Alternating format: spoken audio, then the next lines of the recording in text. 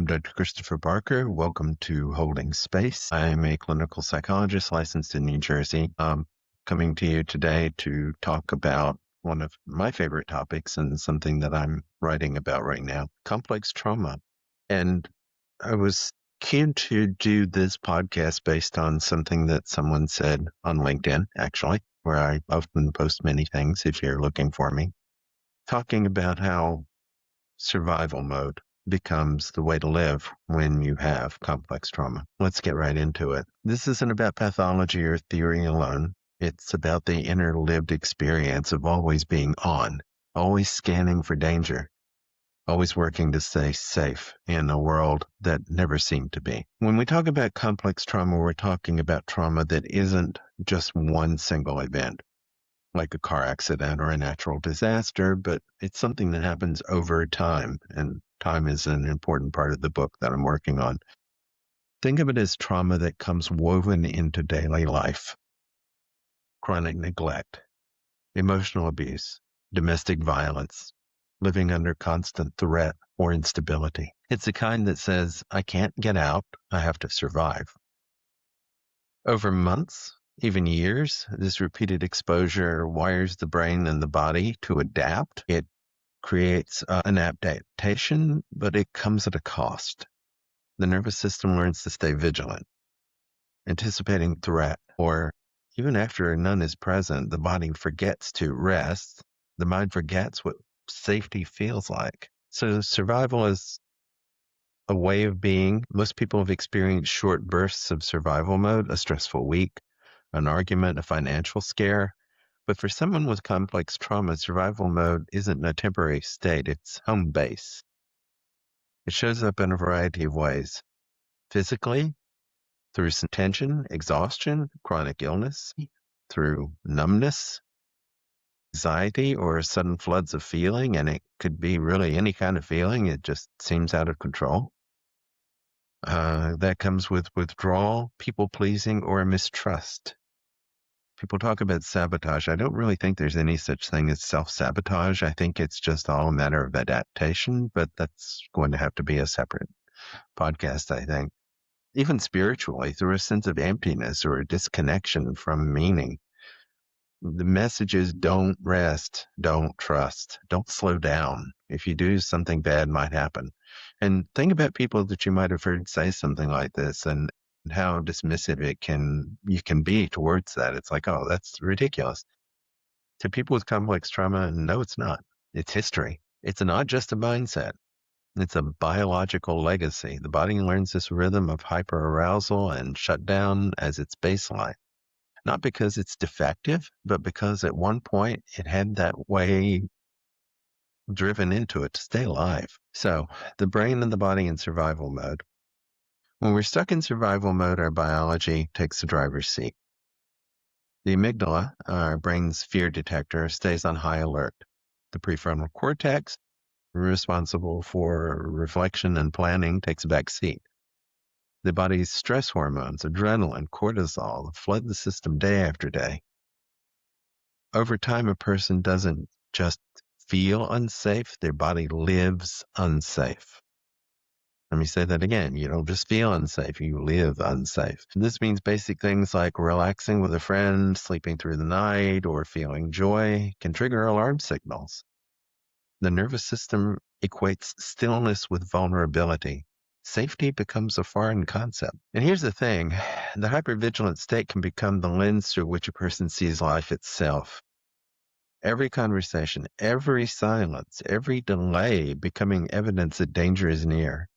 It's exhausting, but it also feels like it's the only option because it once was. And even though we aren't consciously aware of that necessarily, is part of our programming. The subconscious is a real thing, and it has a way of stepping in and directing relationships in survival mode.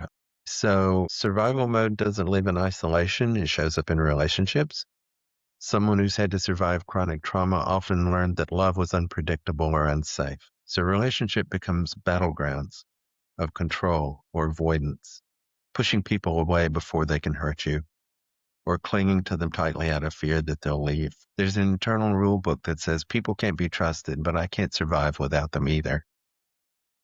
And this tension between the need for connection and the fear of it defines much of the emotional world for trauma survivors. It's not that they don't want closeness.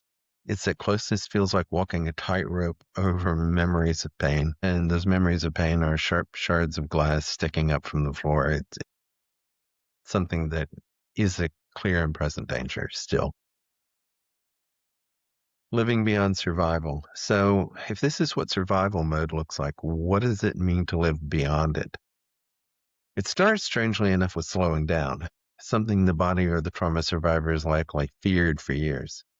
The work of therapy, mindfulness, or safe relationships isn't just about fixing the trauma, it's about reteaching the nervous system what safety feels like. And mindfulness in itself, it may be really difficult to capture. It may be really difficult to use the term grok to fully understand what it's like. Mindfulness has to be learned. It's not something we can just do when we are trauma survivors. Therapy offers a new rhythm, one of consistency and compassion. Over time, that rhythm reaches the body, and it teaches it that it can inhabit the present moment without being ambushed by the past. That's not quick work. It's often painstaking and cynical and cyclical. It's something that you have to sort of like learn how to trust, learn how to trust that process, but it's profoundly reparative. And again, it's not just because I'm a therapist, but because I really do believe this is how it works. Outside of therapy, survival mode can soften through small acts of reclamation, learning to rest without guilt. That takes practice. Practicing saying no and trusting that the world won't collapse. So it takes a lot of practice.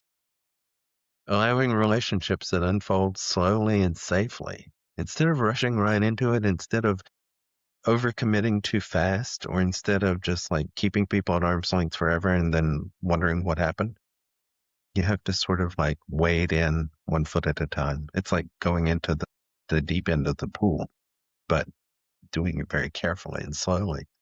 Letting joy or creativity back into spaces that trauma once occupied. This is the quiet revolution of healing, not by erasing the survival self, but by expanding life beyond it. That survival self may still come in handy sometimes.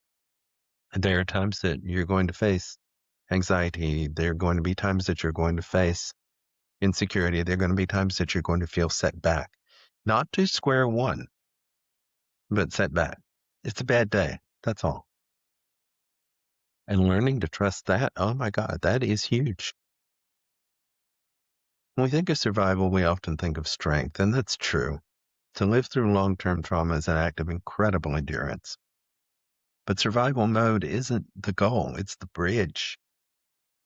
The body survived so the person could one day begin to live. So if you recognize yourself in this story, if you spent years just getting through, it's not weakness, it's wisdom, it's endurance. Your body found a way. Now perhaps the work is helping it find a new one. Healing from complex trauma isn't about silencing survival mode, but about teaching it that it can finally rest. That safety isn't an illusion, it's something that can be built moment by moment, relationship by relationship, and it starts with therapeutic intervention. I am Dr. Christopher Barker, and thank you for holding space for me today. And you can hit like, subscribe, you can leave comments, you can leave questions, and by all means, keep surviving. Thank you.